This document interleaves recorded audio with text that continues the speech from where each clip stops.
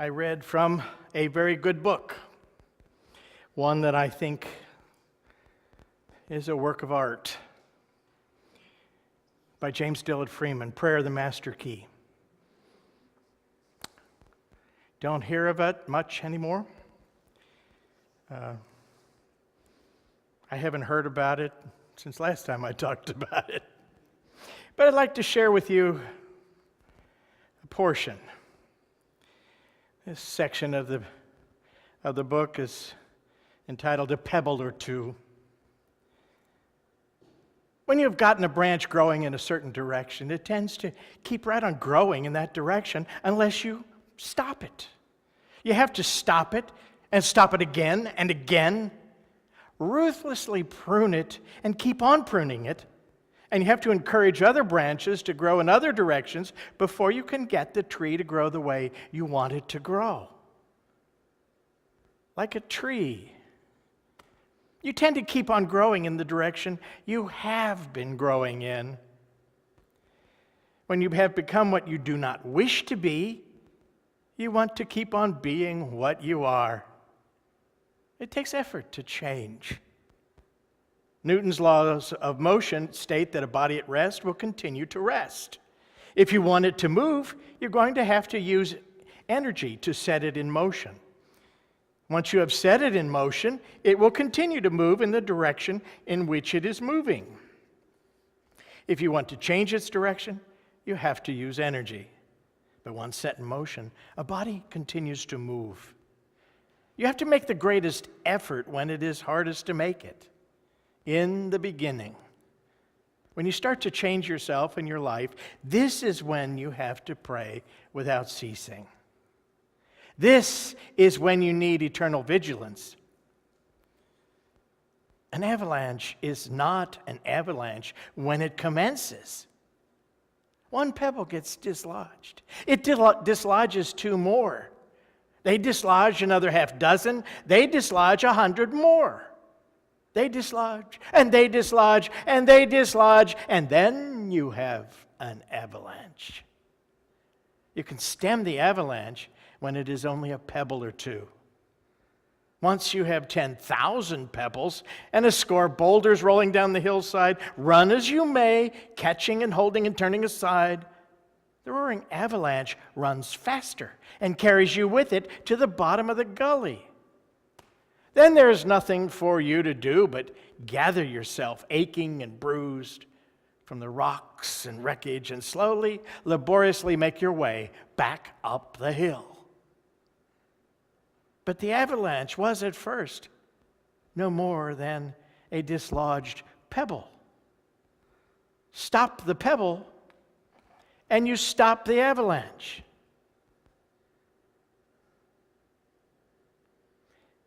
So it is with habits of thought. You can easily, almost effortlessly, stop them when they start. But let them gather headway, and they will drag you where they would have you go, however hard you try to turn them off.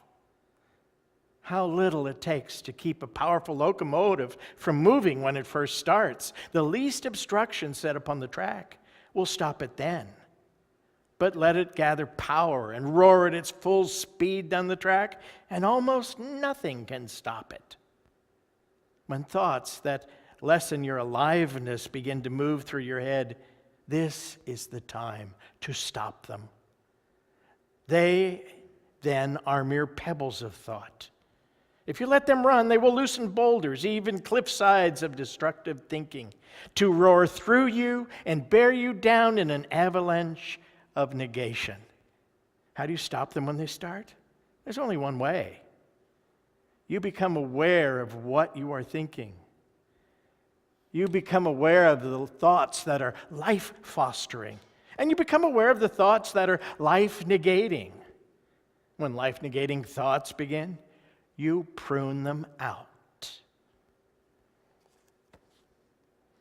Thank you, Jim. He was a friend, and I'm grateful for his friendship. What a delightful man to know. So what kind of avalanches do you have in your life? Do you have one? It all began with a pebble, with but a single thought. This may be a revelation, but you know, I learned to be me. Yeah. I will tell you, I don't like the thought of that at all, but it's true.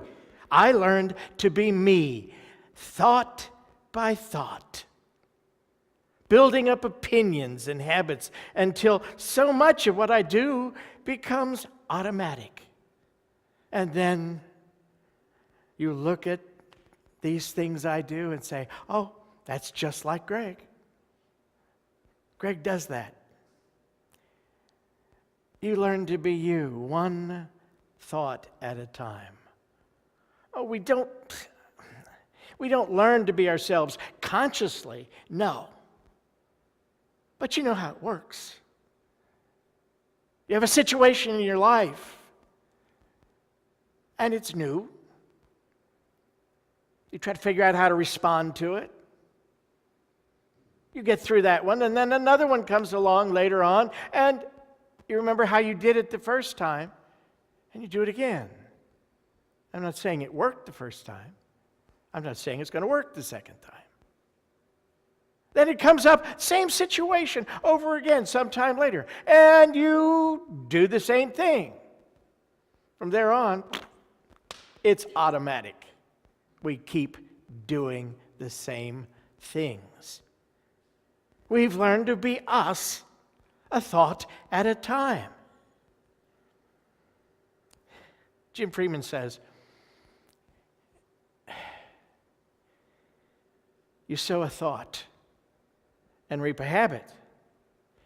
You sow a habit and reap a nature. You sow a nature and you reap a life.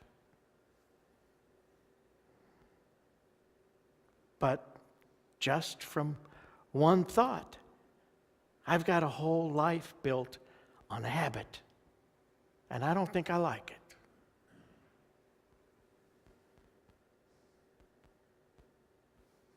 And then I ask myself, how did I get myself in this corner? We've done it. We've built our lives. We've built our houses. And think of your consciousness, your awareness, your soul as your house. You live in it. And you built it a thought at a time. Some years ago, I had a dear friend who was a psychologist. And I found him to be pretty wise. And he'd share his wisdom freely with me. And one day he said, think thoughts. Oh, I thought, well, yeah, I do that. Do that all the time. And then I heard him going on saying, instead of letting your thoughts think you. Oh, that's a whole different deal. Thought passes through my mind, and I don't realize that I don't have to hold on to that, and I get hooked. It finds a place, a way to hook me. That makes sense. And I realized, well, how often things just pass through my mind, and I don't make any sense of it. But I don't choose to stop it. I don't tell myself no. Reminds me of the story of this little girl, and she one day was offered a piece of candy by this lovely neighbor lady, and the neighbor lady, after the little girl took the candy and said, why, thank you. I greatly appreciate you offering that candy to me. And the lady said, well, aren't you a lovely little girl? And how well behaved you are. How did you get to be so well behaved? And she looked at the lady and she said, well, first I tell myself to mind. And then I make myself mind. Whoa. You mean just telling yourself to do something is not the same as following through and making sure that you do it? I'll admit to you that there have been times in my life, you're not going to believe this, but I have had a thought or two, and pretty soon, I'm going to use the word, what I saw before me was doom. That deserved 4 O's. Doom.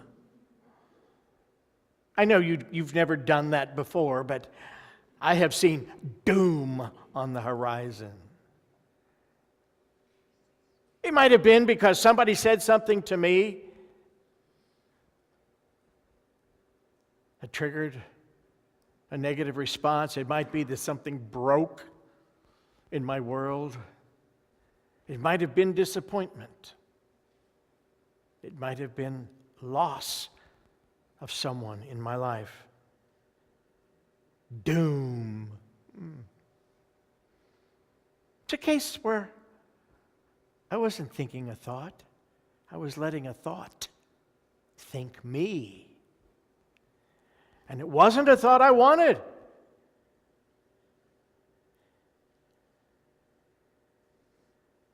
Out of that sense of doom, sometimes I found myself saying, oh my God, the world's going to hell in a handbasket. Seems like it's supposed to go in a handbasket. But the sad news was I was leading the pack. We've learned to be who we are, thought at a time. One pebble rolling down the mountain at a time. Now, this week, we're talking about prayer. And last week, I kind of gave you a quick and dirty reduction of Emmett Fox, the golden key. And of course, some of you may know that Emmett Fox was here in this room and delivered a lecture to the workers at Unity headquarters here. That became transcribed as the golden key, which is very simple. Don't think about the problem. Don't think about the challenges, the difficulties. Think about God instead. Think of the problem as a shadow picture on the wall or one of those things that moves quickly in the corner of your vision. And you go, what was that? And you turn around and realize nothing, no thing. It was nothing. That's what our problems are, really. No thing, nothing. Did God create problems? I don't remember anything in the opening of Genesis where, and on the, what day do you think it would be? I guess it would have to be the 8th day. God said, well, let there be problems. And it was so. Did not happen. It says, God created the heavens and the earth, and God looked out upon his creation and said, it's good. And nowhere did he say, well, that ain't half bad. It's good. Fully and completely. God is not the problem. The problem is a manifestation of our own minds, of our own perceptions, something in our own consciousnesses. Now, I like the story from Matthew. It's chapter 16, 13 to 20.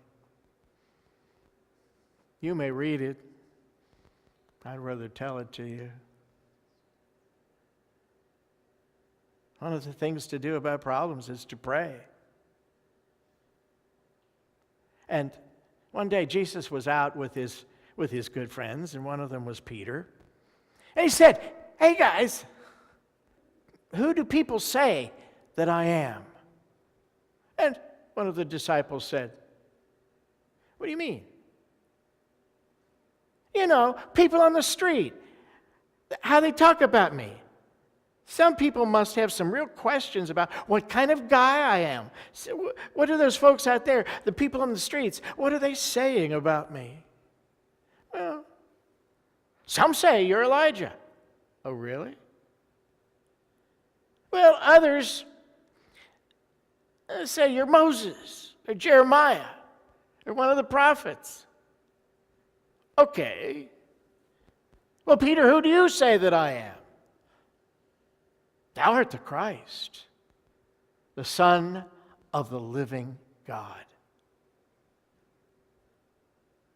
And I know Jesus must have looked him right in the eye intensely and said, "Simon Bar-Jonah, flesh and blood did not reveal this to you." It takes spiritual perception to see that there's a divine nature, the Christ, the image likeness of God within each one of us. It's not our human eyes that look in the mirror and say, "Oh God," and mean it. It is an inner spiritual perception. And of course, at that point, Jesus said to Peter, "I give you the keys to the kingdom of heaven. And whatever you bind on earth shall be bound in heaven, and whatever you loose on earth shall be loosed in heaven." Those keys, crossed keys, actually, you'll see on some of the Pope's robes. And if you've ever seen a papal flag, it has 2 golden cross keys on it. The 2 keys to control thought. First, denial. When that stuff passes through your mind and a pebble rolls across, and it's not life affirming, but life negating, or some thought of something less than good, that's the point to stop the pebble and say, "No. This is not the truth about me. It's not the truth about God. It's not the truth about life." And that's all it takes. The recognition of it and then telling yourself to stop it. That's not the road. You're not going to lead me down that path because I know it goes to doom. I don't like doom. I like the key to heaven. And that other key to heaven is the affirmative part. Making a firm place in your mind, standing on the truth, what is true about God, what is true about the Son of God, Christ in you, therefore true about you. What are those wonderful things you want to experience in your life? Take charge of your thinking by stopping the pebbles before they are now thousands of pebbles and rocks and boulders and an avalanche, and you can't stop it till you hit the bottom.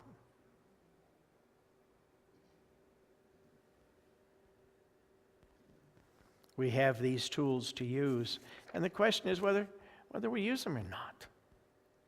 It's always our choice. You're not a victim of thinking unless you believe you are. You have the choice. We build our lives a thought at a time. We build an avalanche, a pebble at a time. I know one thought seems so harmless.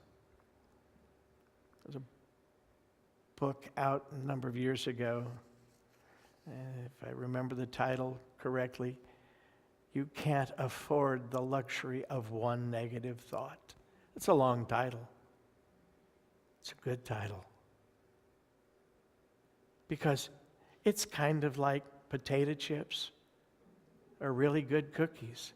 You can't have just one. Pretty soon that family-sized bag that you bought becomes one suggested serving. And then you wonder why.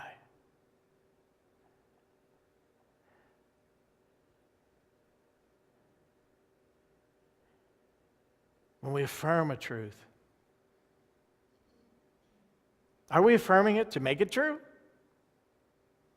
We're affirming it because it already is true. It's true about God, it's true about the universe, it's true about us.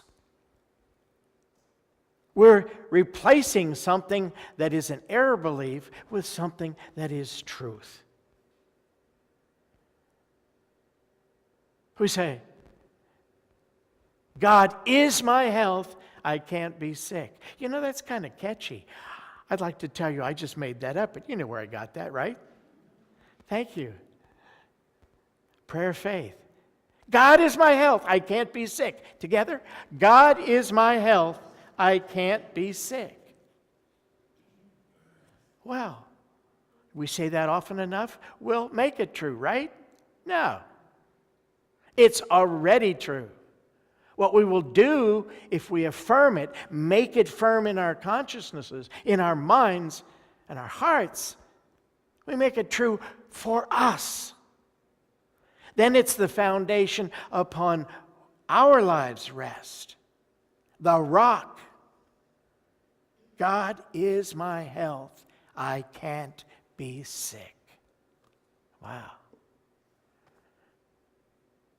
Remember that God is life. God is love. God is source of supply and intelligence.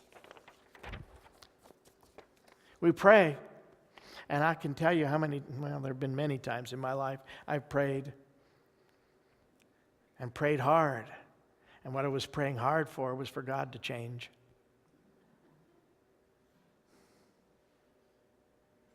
I don't have to tell you how futile that was. The same yesterday, today, tomorrow, eternal and unchanging. That's a good thing, you know? It's a very good thing because as principle, God's consistent. Everywhere, at all points in time and space, at every point on this earth, at every point in our lives, God is consistent. Life, love, substance, and intelligence. Without end. It is for us to remember. God is my health, I can't be sick. Is God ever sick? Oh no. God is the source of life and health and wholeness. If God can't be sick, what about the image likeness? No. But there are times where we fall for the lie. We fall for an appearance. Haven't you ever had a moment in time where you thought, there's something going on in my body? It's kind of scary. What if it's, we don't need to say the words, do we? What if it's this or that? And you feel afraid. You build your life a thought at a time as an avalanche begins with a pebble. You've got the keys. So it's time to use them to become a new you. And you build the new you. One new thought at a time.